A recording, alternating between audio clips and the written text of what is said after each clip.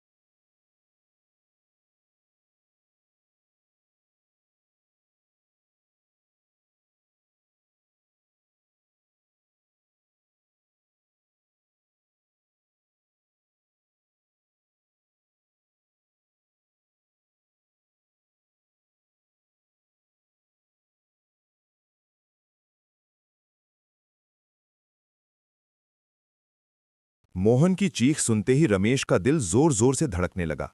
ढाबे के अंदर घुप अंधेरा था, न कोई लाइट न कोई आवाज, बस हवा में तैरती हुई सड़ांध। मोहन! रमेश ने जोर से चिल्लाया। कोई जवाब नहीं। अचानक ढाबे की ट्यूबलाइट अपने आप जल उठी, लेकिन अब ढाबे में कोई बूढ़ा नहीं था। रमेश के पांव सुन्न हो गए। ढाबे का दरवाजा अपने आप बंद हो गया। धड़ाम! रमेश भागकर बाहर आया। ट्रक वहीं खड़ा था, लेकिन उसकी पीछे वाली लाइट टूटी हुई थी। जमीन पर खून के निशान थे, जो जंगल की तरफ जा रहे थे। मोहन, प्लीज मजाक मत कर! रमेश की आवाज रोते रोते टूट गई। तभी पीछे से किसी ने उसके कंधे पर हाथ रखा। रमेश ने जैसे ही पलट कर देखा, कोई नहीं था, लेकिन उसके कान के पास एक ठंडी सांस महसूस हुई। अब तेरा नंबर है। डरते डरते रमेश खून के निशानों का पीछा करने लगा। जंगल के अंदर अजीब अजीब आवाजें आ रही थीं, किसी के रोने की, किसी के हंसने की। हर पेड़ पर रस्सियों के निशान थे और हर रस्सी पर खरोंचे, जैसे किसी ने छटपटाकर जान दी हो।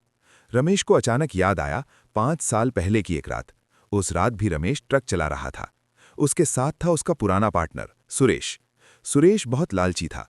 बीच रास्ते में दोनों की जोरदार लड़ाई हुई। सुरेश चिल्लाया था, माल आधा मेरा है। गुस्से में रमेश ने ट्रक रोका, धक्का मुक्की हुई और फिर सुरेश खाई में गिर गया। रमेश ने पीछे मुड़कर नहीं देखा। उसने किसी को नहीं बताया। उस रात से रमेश ने इस रास्ते से आना छोड़ दिया था। रमेश कांपने लगा। नहीं, ये नहीं हो सकता। तभी जंगल के बीचों बीच एक पुराना जला हुआ ट्रक दिखाई दिया। वही नंबर प्लेट, वही खरोच, सुरेश का ट्रक। ट्रक के अंदर से आवाज आई, दोस्त, तूने मुझे अकेला छोड़ दिया। रमेश भागकर अंदर गया। मोहन जमीन पर बैठा था। उसकी आंखें खुली थीं, लेकिन पलकें झपक नहीं रही थीं। उसके सामने खड़ी थी वही सफेद साड़ी वाली औरत। अब उसका चेहरा साफ दिख रहा था। वो औरत नहीं थी, वो सुरेश था। चेहरा जला हुआ, आंखों से खून बहता हुआ। वो बोला, दोस्त की जगह दूसरा दोस्त। मोहन की चीख हवा में घुल गई। सुरेश की आत्मा ने रमेश की तरफ देखा। अगर तू जिंदा जाना चाहता है तो किसी एक को यहां छोड़ना होगा। रमेश रो पड़ा। मैंने गलती की थी, मुझे सजा दे, मोहन को छोड़ दे। सुरेश हंसा। अब दोस्ती की कीमत चुकानी होगी। जंगल हिलने लगा, पेड़ झुकने लगे, जमीन फटने लगी और ट्रक अपने आप स्टार्ट हो गया। जंगल के बीचों बीच खड़ा ट्रक अपने आप स्टार्ट हो चुका था।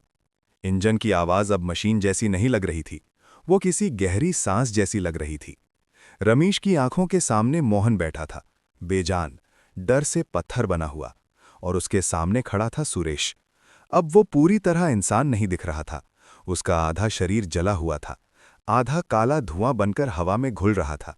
सुरेश की आवाज गूंजने लगी, इस रास्ते का एक ही नियम है रमेश, जो दोस्त को धोखा देता है वो कभी अकेला नहीं मरता।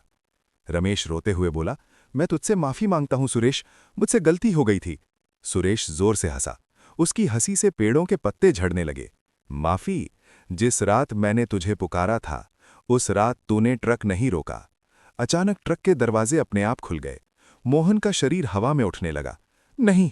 रमेश चीख पड़ा। सुरेश ने इशारा किया। मोहन सीधा ट्रक की ड्राइवर सीट पर जा गिरा और रमेश पीछे वाली सीट पर। ट्रक ने अपने आप गियर बदला। हाईवे फिर से सामने था, लेकिन अब सड़क वैसी नहीं थी। चारों तरफ धुंध थी, आसमान लाल था। सड़क पर जले हुए ट्रक खड़े थे, हर ट्रक के पास एक एक परछाई। सबकी आंखें रमेश को देख रही थीं। रेडियो अपने आप चल पड़ा। ये रास्ता वापस नहीं जाता। मोहन धीरे धीरे स्टीयरिंग पकड़ने लगा। उसकी आवाज बदल चुकी थी। रमेश, अब मैं ड्राइवर हूं। रमेश चिल्लाया, मोहन, ये तुम नहीं हो। मोहन की गर्दन अजीब तरीके से मुड़ी। उसकी आंखों से काला पानी बहने लगा। मैं वही हूं जिसे तू बचा नहीं पाया। सामने अचानक एक पुल आ गया, वही पुराना पुल जहां से सुरेश गिरा था। सुरेश अब ट्रक के बोनट पर बैठा था। उसने कहा, अब तेरा फैसला। पुल के बीचों बीच ट्रक रुक गया। सुरेश बोला, या तो तू ड्राइवर बनेगा या फिर तेरा दोस्त। रमेश की नजर मोहन पर पड़ी। मोहन की आंखों में अब आंसू थे। धीमी आवाज में बोला, रमेश, मुझे यहां अकेला मत छोड़ना। रमेश कांपने लगा। उसके कानों में सुरेश की आवाज गूंज रही थी, जैसे तूने मुझे छोड़ा था। रमेश ने आंखें बंद की और अचानक उसने स्टीयरिंग पकड़ ली। मोहन की चीख निकली। ट्रक तेजी से आगे बढ़ा। सुरेश जोर से हंसने लगा। अब तू इस रास्ते का हिस्सा है। सुबह के 4 बज रहे थे। हाईवे पर एक नया ट्रक दिखा। ड्राइवर की सीट पर रमेश, चेहरा सफेद, आंखें खाली। पीछे वाली सीट से आवाज आई, रुको, मुझे भी साथ ले चलो। सुबह की हल्की रोशनी फैल चुकी थी। नेशनल हाईवे नंबर 7 पर लोग अपनी गाड़ियों में सफर शुरू कर चुके थे। सब कुछ सामान्य लग रहा था, लेकिन सड़क के किनारे खड़ा एक पुराना ट्रक किसी की भी नजर रोक सकता था। उस ट्रक के ड्राइवर की सीट पर बैठा था रमेश।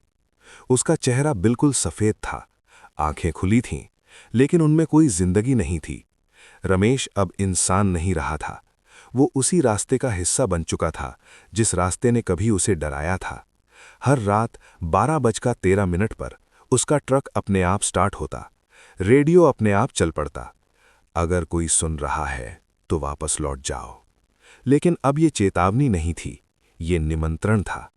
एक रात 2 युवक बाइक से उसी रास्ते से गुजर रहे थे। एक ने कहा, भाई, पेट्रोल कम है, कहीं रुकना पड़ेगा। तभी उन्होंने सड़क किनारे उसी ट्रक को खड़ा देखा। ड्राइवर ने सिर उठाया। उसकी आवाज आई, लिफ्ट चाहिए?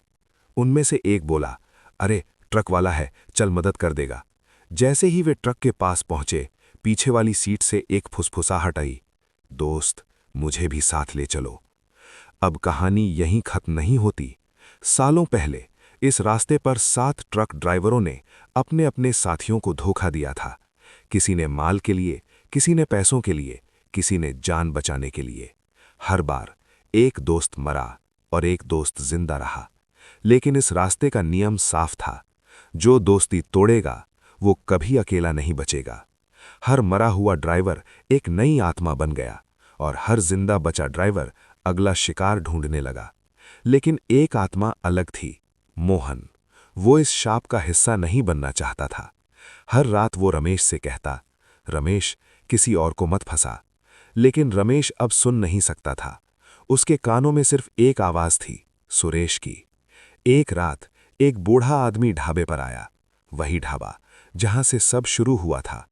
वो आदमी जानता था इस रास्ते का सच। उसने ट्रक के सामने खड़े होकर मंत्र पढ़ना शुरू किया। आसमान काला हो गया, हवा तेज चलने लगी। मोहन की आत्मा चीखी, अब। रमेश के चेहरे पर पहली बार दर्द दिखा। उसकी आंखों से खून निकला। सुरेश चिल्लाया, नहीं, शाप पूरा नहीं हुआ। एक जोरदार धमाका हुआ। ट्रक आग में घिर गया। सारी आत्माएं चीखने लगीं और फिर सन्नाटा। सुबह सड़क पर सिर्फ जला हुआ ट्रक था, कोई ड्राइवर नहीं। लोगों ने सोचा एक और एक्सीडेंट। लेकिन कुछ महीनों बाद उसी रास्ते पर एक नया ट्रक दिखा, बिल्कुल नया। ड्राइवर की सीट पर बैठा था एक नया आदमी। पीछे वाली सीट खाली थी। वो मुस्कुराया। रेडियो चला, अगर कोई सुन रहा है। और पीछे से एक जानी पहचानी आवाज आई, दोस्त, मुझे भी साथ ले चलो। ड्राइवर ने रियर मिरर में देखा और उसकी मुस्कान गायब हो गई।